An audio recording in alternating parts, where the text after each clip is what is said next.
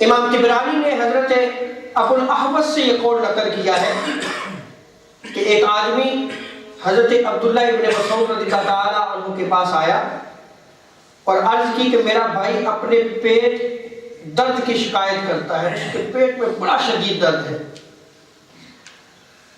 اور وہ اپنے دور کے حکماء کے پاس گیا، ڈاکٹرز کے پاس گیا ہے، اور انہوں نے تجویز کیا ہے کہ اس کو شراب دی جائے تو اس کا پیٹ درد جو ہے وہ دور ہو جائے گا۔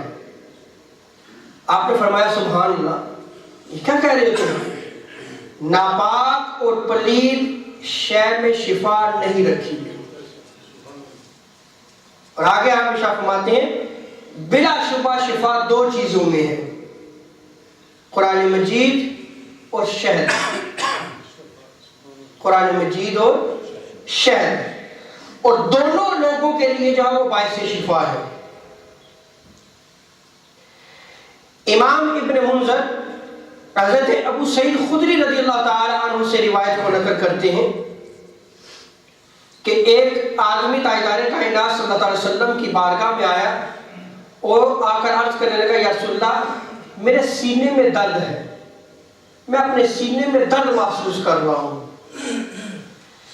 تو آپ صلی اللہ علیہ وسلم نے فرمایا کہ قرآن مجید پڑھا کرو،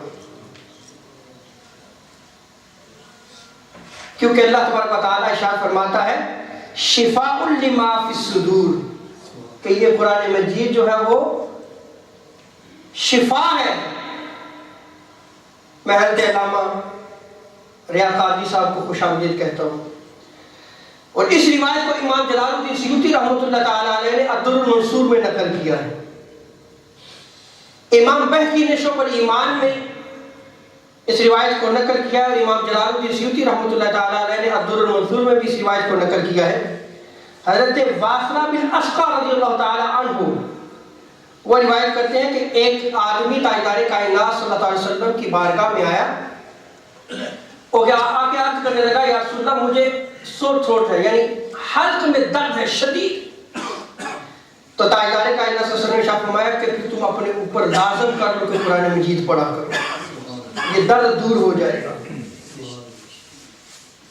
تو دیکھیں کہ قرآن مجید جو ہے جہاں روحانی شفا عطا فرماتا ہے وہاں جسمانی شفا بھی عطا فرماتا ہے۔